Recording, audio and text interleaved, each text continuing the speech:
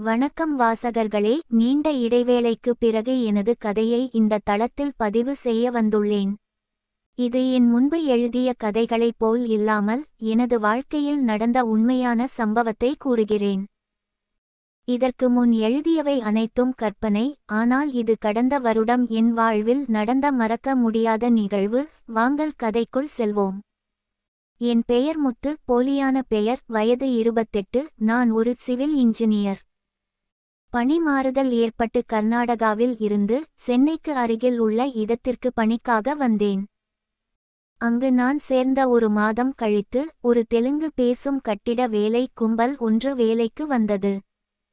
அதில்தான் நான் அவளை முதல் முறை பார்த்தேன். பார்ப்பதற்கு ஒன்றும் பெரிய அழகு இல்லை.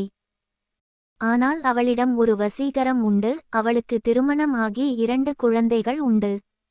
அவளுக்கு வயது 42. நன்றாக கருப்பாக இருந்தாள்.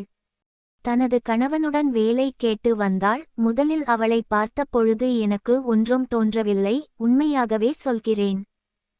அவள் எங்களுக்கு டீ போட்டு தருவதும் எங்களது ஆபீஸை வீண் செய்வதும் மாதிரியான வேலைகளை செய்தாள். அவளுக்கு தமிழ் சரியாக பேச வராது, தெலுங்கு கலந்து பேசுவார். நானும் அவளும் அவ்வளவாக பேசிக்கொண்டது கிடையாது. ஒரு நாள் என் வேலை முடிந்து மதிய சாப்பாடு சாப்பிட நேரம் ஆகிவிட்டது. நான் சாப்பிட்டுவிட்டு கை கழுவ சென்றேன். அப்போது அங்கே அவள் சாப்பிட்ட பாத்திரத்தை கழுவிக் கொண்டிருந்தாள். நான் என் கையை கழுவி விட்டு திரும்பினேன். அப்பொழுது அவள் தன் புடவையை முட்டிவரை ஏத்திக் கொண்டும் பாத்திரம் விளக்கிக் கொண்டு இருந்தாள். நான் அவளது தாலி கயிறு ஆனது தொங்குவதைக் கண்டேன்.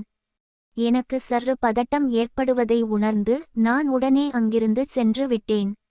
இந்த காட்சி ஆனது என் மனதில் இச்சைகளை தூண்டி விட்டது.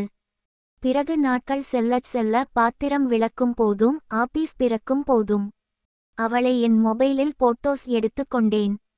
பல்வேறு கோணங்களில் போட்டோ எடுத்து வைத்து கொண்டேன். பிறகு வீட்டுக்குச் சென்று அதை பார்த்து மகிழ்ந்தேன். கொஞ்சம் கொஞ்சமாக தைரியம் வரவழைத்து அவளிடம் பேச்சு கொடுக்க ஆரம்பித்தேன். பின்பு அவளின் போன் நம்பர் வாங்கினேன். போன் நம்பர் வாங்கிய பொழுது எனக்கு தெரியவில்லை அவளும் என்னை விரும்புகிறாள் என்று. அவளிடம் வேலையில் இருக்கும்போது போன் செய்து டீ எடுத்து வரவும் தண்ணி எடுத்து வரவும் கூறுவேன்.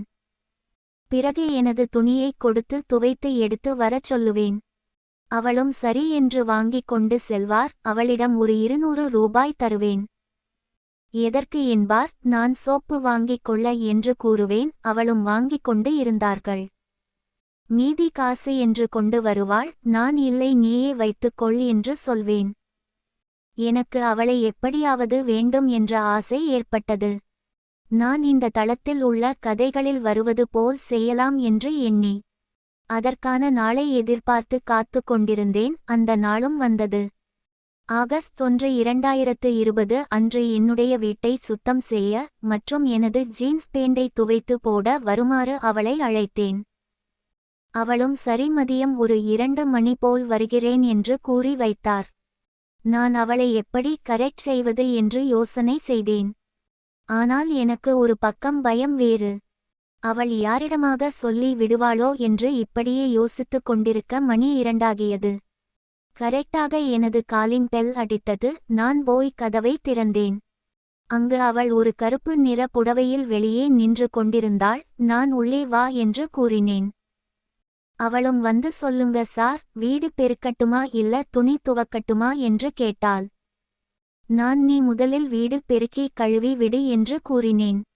சரி என்று சொல்லிவிட்டு அவள் பெருக்கச் சென்றாள். நான் எனது அறைக்கு சென்று எனது டீ ஷர்ட்டையும் கைலியையும் அவுத்து வைத்துவிட்டு ஜாக்கி பாக்ஸர் அணிந்து கொண்டு வெளியில் வந்தேன். அவள் வேலை செய்யும் ரூம்களுக்கெல்லாம் சென்று அதை செய் இதை செய் என்று கூறி அவளுக்கு பெருக்கும் போது உதவி செய்து கொண்டிருந்தேன். பிறகு அவளிடம் டீ சாப்பிடுகிறாயா என்று கேட்டேன். அவளும் சாப்பிடுகிறேன் என்று கூறினார். நான் வெளியே சென்று டீக்கடை தேடிப் போனேன். அன்று மதியம் எந்த கடையும் இல்லை, எனவே மீண்டும் வந்தேன். அவரிடம் டீ இல்லை என்று கூறினேன். அவள் பரவாயில்லை என்று கூறிவிட்டு அவளது வேலையை பார்க்கச் சென்றாள். நான் அவளிடம் அவளது குடும்பத்தை பற்றி விசாரித்துக் கொண்டிருந்தேன். அப்படியே பேசிக்கொண்டே அவளிடம் அவளது முதுகில் ஏதோ இருக்கிறது என்று கூறினேன்.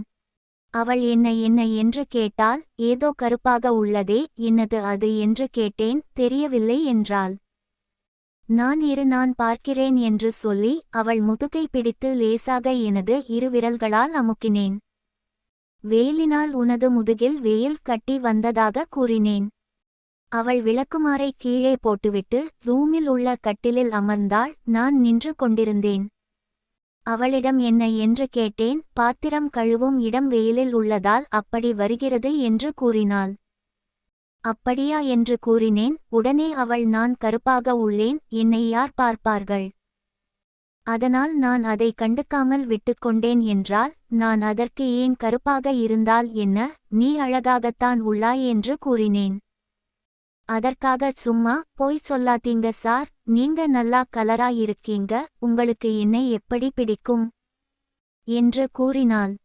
நான் அவள் அருகில் உட்கார்ந்து அதெல்லாம் ஒன்றும் இல்லை, எனக்கு உன்ன ரொம்ப பிடிக்கும் என்று கூறினேன். அப்படியே அவளது கன்னத்தை என் இரு கைகளால் பிடித்து, என்ன உனக்கு பிடிக்கவில்லையா என்று கேட்டேன். இல்லை, இத்தனை நாள் கழித்துதான் என்னை தொட உங்களுக்கு தோன்றுகிறதா என்று கேட்டாள். நான் அப்படி அல்ல, எனக்கு ஒருவித பயம். நீ தப்பாக நினைத்து விட்டால் என்ன செய்வது, அல்லது நீ யாரிடமாவது சொன்னால் என்ன ஆவது என்று பயத்தில்தான் நான் இத்தனை நாள் உன்னை நெருங்கவில்லை என்று கூறினேன்.